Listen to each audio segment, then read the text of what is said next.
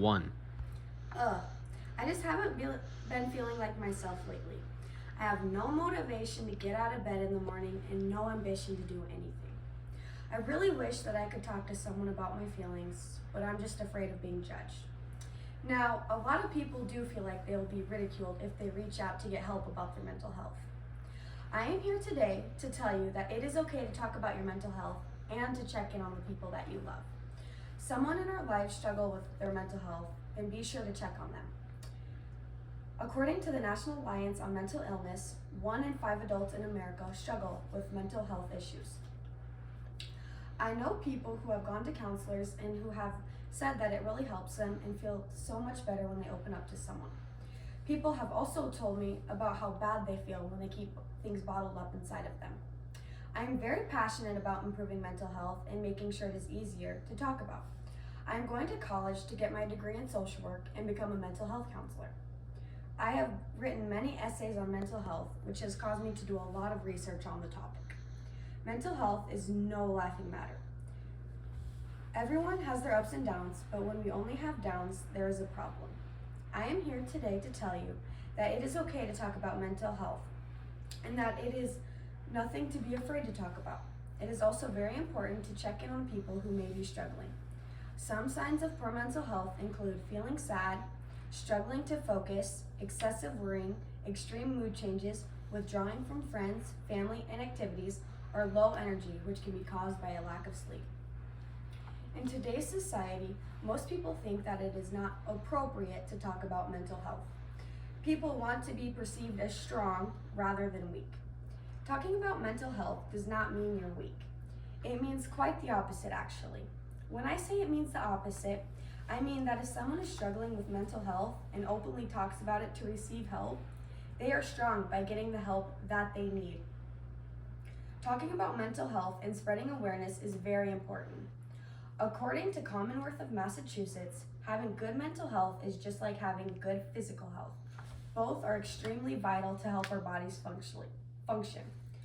Actually, in order to have a positive mental health, positive physical health, we need to have a positive mental health. When someone is struggling with their mental health, they do all they can some days to just get out of bed. When they're just trying to get out of bed, the last thing on their minds is to get up and go outside for a walk or to get up and go to a gym and work out. This proves that strong mental health and strong physical health can go hand in hand. Making conversation about mental health is very important. By talking about mental health, people feel like they are not alone and feel like they can reach out for help and not be ashamed of it.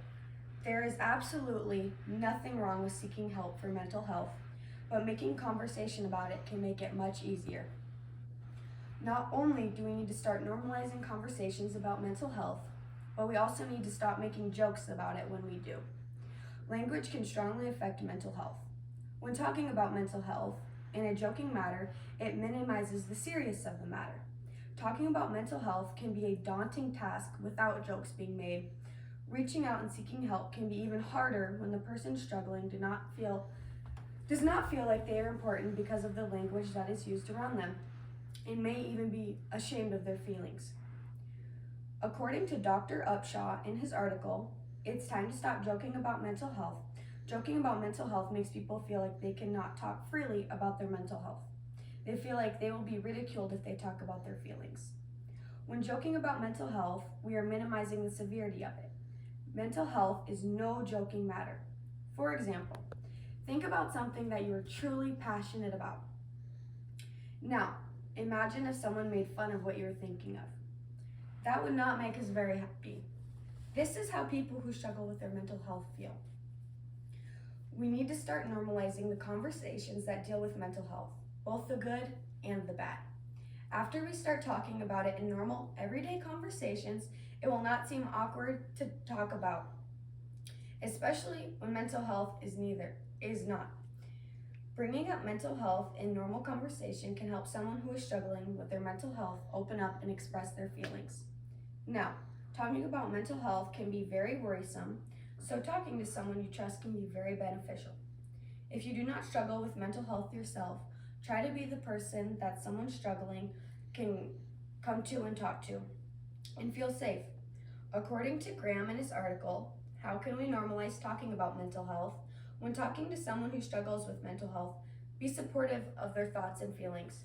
This will help them open up and feel more safe and more secure. We also need to make sure that we are serious when it comes to talking about mental health.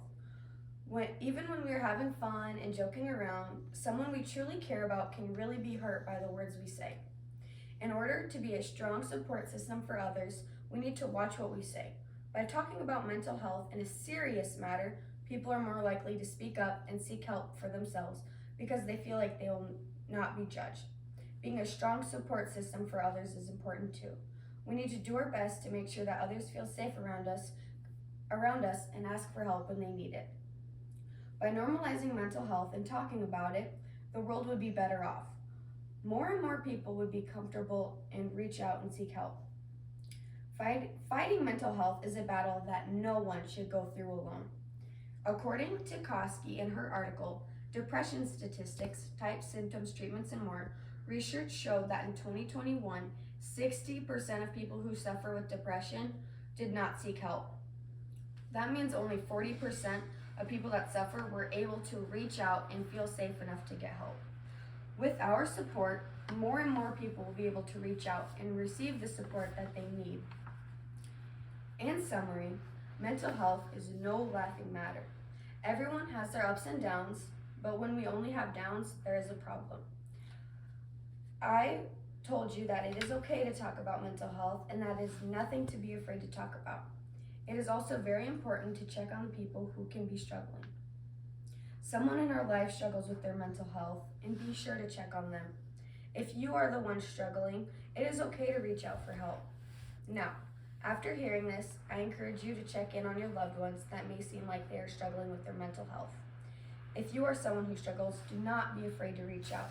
There are many different support systems out there for you. Are there any questions?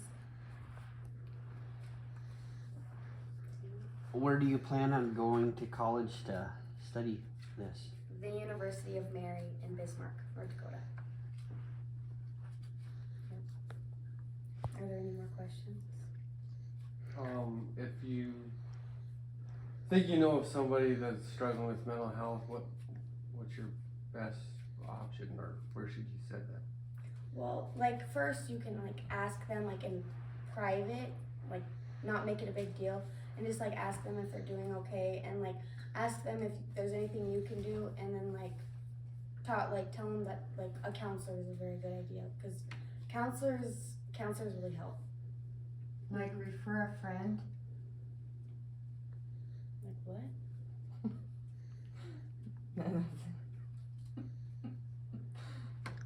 Okay. Are there any more questions?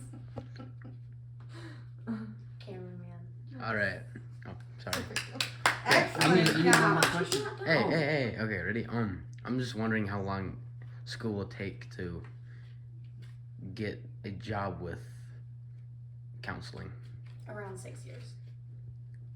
You want to specialize in anything? Just like counseling.